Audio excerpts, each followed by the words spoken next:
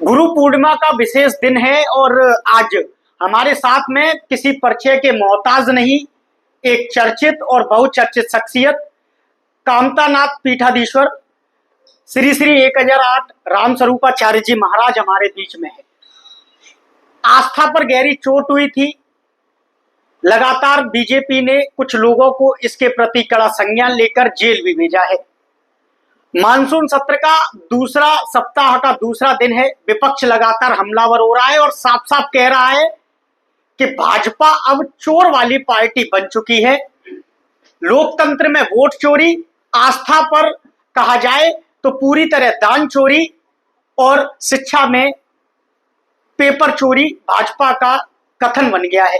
रामस्वरूपाचार्य जी से विस्तार से चर्चा करते हैं सनातन को लेकर और वर्तमान राजनीति को लेकर। गुरुजी, चैनल पर आपका स्वागत है। गुरुजी, आस्था पर गहरी चोट पहुंची थी।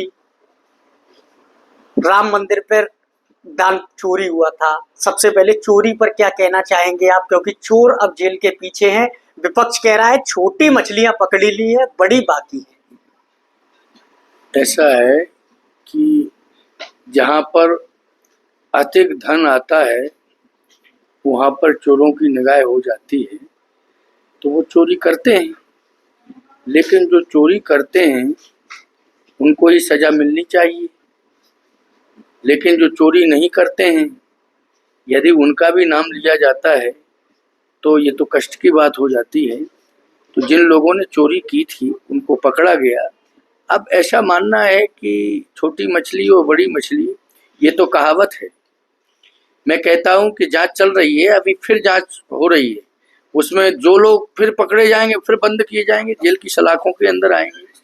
तो जिन लोगों ने गलती की है और चोरी की है, जिन्होंने आस्था पर चोट पहुंचाई है, उनको सजा मिल रही है और आगे जो पकड़े जाएंगे उनको भी कठोर से कठोर सजा मिलेगी। गुरुजी, मैं सनातन धर्म के अनुयायी कहूँ, धर्मावलंबी कहूँ, लगातार कह रहे हैं कि अगर संतों के हाथ में मंदिर होता तो शायद ये काम न होता।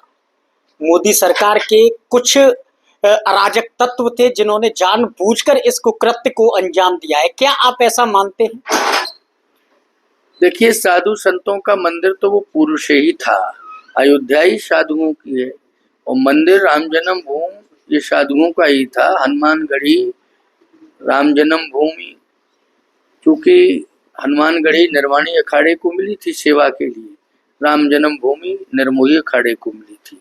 निर्मोही अखाड़े के 3 स्थान हैं संत परंपरा में।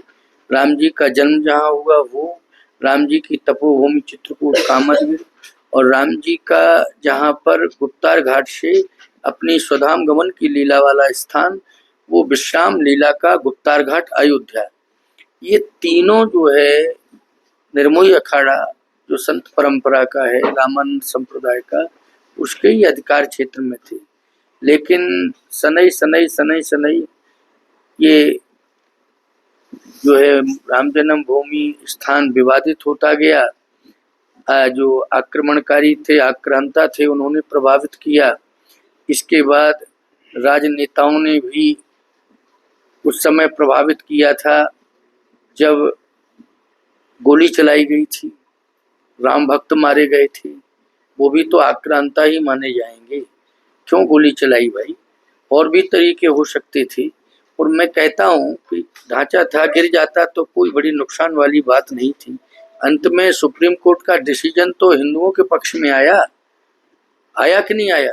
और पूरी ताकत लगा दी, चाहे वो कोई भी हो, विधर्मी हो, कोई हो, लेकिन सफलता नहीं मिली। सफलता तो शास्त्र परंपरा के अनुसार जो प्रमाणित राम जन्म भूमि है, उसी राम जन्म भूमि पर ही राम मंदिर बन गया और सुप्रीम कोर्ट ने डिसीजन दे दिया। तो इसमें तो किसी राजनेता की बात नहीं है, इसमें तो कानून की बात थी जो सफलता मिली। लेकिन संतों को जोड़ना चाहिए और नहीं जोड़ पाए तो अब जोड़ दें, कोई ऐसी बात नहीं है। क्योंकि गलतियां हुई हैं, उनमें सुधार हो, और सुधार के बाद जो संत महापुरुष हैं अयोध्या के, चित्रकूट के, तीर्थों के, जो वास्तव में धर्म के लिए समर्पित हैं और देश के लिए भी समर्पित हैं, हमेशा उनका लक्ष्य केवल सेवा का रहा है, स्वार्थ का नहीं रहा है। संतों का लक्ष्य हमेशा सेवा का, चाहे भोजन के माध्यम से सेवा दें, दवा के माध्यम से सेवा दें, पुस्तकों के माध्यम से ज्ञान की सेवा दें, चाहे वो संरक्षण दे करके और किसी भी भक्त को संरक्षण दे करके उस भक्त को आश्रय दें। तो ये तो संतों का काम परोपकार करने का रहा है और आस्था और व्यवस्था दोनों का समन्वयात्मक स्वरूप संतों का रहा है। तो आज चाहिए सरकार को, लेकिन सरकार नहीं, वो तो एक ट्रस्ट बना हुआ है, सरकार के अधीन नहीं है, वो ट्रस्ट के अधीन है। जो राम जन्मभूमि तीर्थ न्यास बना है, राम जन्मभूमि तीर्थ क्षेत्र न्यास, वो मूल में जिम्मेदार है उसका, तो उसमें परिवर्तन करना चाहिए और ट्रस्ट में साधु संत महात्मा विरक्तों को जोड़ना चाहिए, खास तौर से निर्मोही अखाड़े को जोड़ना चाहिए, जिन्होंने शुरू से ही मुकदमा लड़ा है और सफलता दिलाई है। पक्षकार के रूप में निर्मोही अखाड़ा ही रहा है और निर्मोही अखाड़ा ही आगे लड़ाई को ले गया है, तब ये कानूनी तरीके से हम लोगों को सफलता प्राप्त हो पाई। तो निर्मोही अखाड़ा के संतों को और भी संतों को सभी को जोड़ना चाहिए।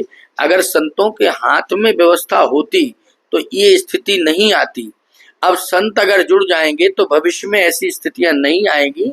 गलतियां तो बड़ी हो गई हैं, उनको सजा भी मिल रही है, आगे और भी पकड़े जाएंगे। और मैं कहता हूं कि इसमें पारदर्शिता वाली जांच होनी चाहिए, सीधी सी बात यह है। आप जांच पर सवालिया निशान उठा रहे हैं अभी भी? नहीं, मैं सवालिया निशान नहीं उठा रहा हूँ। मैं ये कह रहा हूँ कि जांच पारदर्शिता के साथ हो और जो करने वाले, जांच करने वाले लोग हैं, वो ईमानदारी के साथ जांच करें। जैसे डॉक्टर से हम ये उम्मीद करते हैं कि इलाज अच्छा करेगा, लेकिन गलत इलाज कर रहा है या गलत डोज दे रहा है, मरीज प्रभावित हो रहा है, तो डॉक्टर से तो ये आशा की जा सकती है ना कि वो इलाज सही करेगा।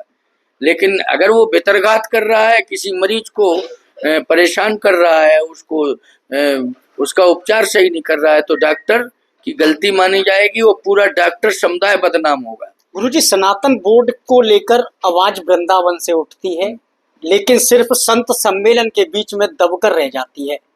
आप राम कथा का प्रचार प्रसार करते हैं, सनातन बोर्ड के लिए कामथा नाथ के पीठाधीश्वर क्या करेंगे? सनातन की आवाज तो हमारे यहाँ से हमेशा से उठाई गई। आदि रामानंदाचार्य परंपरा ने ही सनातन की आवाज, जब सनातन पर मुगलों ने प्रहार किया था, तब आदि रामानंदाचार्य जी के सुप्रसिद्ध शिष्य, उसी परंपरा के तुलसीदास जी महाराज ने रामचरितमानस ग्रंथ की रचना की थी। इस ग्रंथ का मतलब है आचार संहिता। इस आचार संहिता को पढ़ के लोग अपने धर्म के मर्म को पहचानेंगे, धर्म की रक्षा करेंगे, बुजुर्गों का सम्मान करेंगे, देवी देवताओं का सम्मान करेंगे। तो हमेशा जो है, हमारी पीठ तो रामानंदाचार्य पीठ है, कामदगिरि पीठ ही रामानंदाचार्य पीठ है। तो हमारे आदि आचार्य रामानंदाचार्य जी ने, गोस्वामी तुलसीदास जी महाराज ने, नावादास जी महाराज ने, कबीरदास जी महाराज ने, इन सब ने सनातन की रक्षा के लिए ही और देवी देवताओं के सम्मान के लिए और अपने आर्यावर्त की मातृभूमि के लिए ही संघर्ष किया है। और जो भी साहित्य दिया है वो सनातन की रक्षा करने के लिए दिया है। आज भी हम वही कार्य कर रहे हैं। कभी भी कोई विधर्मी अगर सनातन के विरोध में आवाज उठाता है और सनातन पर टिप्पणी करके उनमें कमियां निकालता है, तो हम लोग कथा के माध्यम से, ऐसे संत सम्मेलनों के माध्यम से मुंह तोड़ जवाब देते, उनका मुंह बंद करते। गुरुजी, आखिरी सवाल। अविमुक्तेश्वरानंद जी शंकराचार्य हैं, भाजपा पर कह रहे हैं कि गाय माता राष्ट्र माता घोषित करने में क्या दिक्कत है? अघोषित आप कहते हैं, लेकिन अघोषित संबंध अवैध होते हैं। सपा कह रही है समाजवाद है तो धर्म है। अविमुक्तेश्वरानंद भाजपा और सपा पर लेकर आप क्या कहना चाहेंगे? देखिए, अविमुक्तेश्वरानंद जी अगर गौ से संबंधित कोई बात कर रहे हैं और गौ के सम्मान की बात कर रहे हैं, तो उनकी वाणी का स्वागत है, क्योंकि वो ये तो नहीं कह रहे हैं कि हमारी रक्षा करो, ये कह रहे गौ की रक्षा करो। तो गौ की रक्षा होनी चाहिए। अब रही बात है कि समाजवाद की बात जो हो रही है कि समाजवाद ही सनातन और या धर्म का मूल है, तो ये बात वो राजनीति की बात हो गई। वस्तुतः सत्य तो ये है कि जो हमारा धर्म है उसने समानता के धरातल का ही निर्माण किया है। तो धर्म ने, हमारे सनातन धर्म ने समानता के धरातल का निर्माण करके सभी को उस पर आधार दे दिया रहने का। तो दिया तो हमारे धर्म ने है।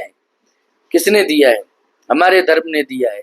अच्छा, वृक्ष बरगद का है, वो छाया दे रहा है, लेकिन केवल डाली की छाया क्यों मान रहे हो? तो मूल से बात करो ना, कि जिसने इतना विशाल स्वरूप दे दिया, शाखाओं को बढ़ा दिया और छाया करने की क्षमता दी है। तो डाली में जो क्षमता नहीं है वो क्षमता मूल में है। इसलिए हमारा सनातन मूल है, सभी धर्मों का मूल सनातन धर्म है। इसलिए समरसता का धरातल का निर्माण सनातन ने किया है और उसी पर सभी को रहने का अधिकार दे दिया है। अब कोई व्यक्ति उस पर रह करके सनातन का विरोधी बनता है तो निश्चित रूप से वह व्यक्ति मानव नहीं है, वह व्यक्ति मनुष्य के चोले में दानव है। हमारे साथ में कामता नाट के पीठाधीश्वर रामस्वरूपाचार्य जी थे। इन्होंने साफ साफ अखिलेश यादव को टारगेट करते हुए कहा है कि सनातन धर्म मूल धरातल का उद्देश्य से काम करता है। अगर कोई सनातन धर्म को अपने प्रति जोड़ने का काम करता है तो वह मानव नहीं दानव है। अब मुक्तेश्वरानंद को लेकर इन्होंने साफ साफ कहा है कि अगर शंकराचार्य गाय की बात कर रहे हैं तो सभी सरकारों को उनका स्वागत करना चाहिए। अपने कैमरामैन साथी के साथ शेखर पंडित, आगरा।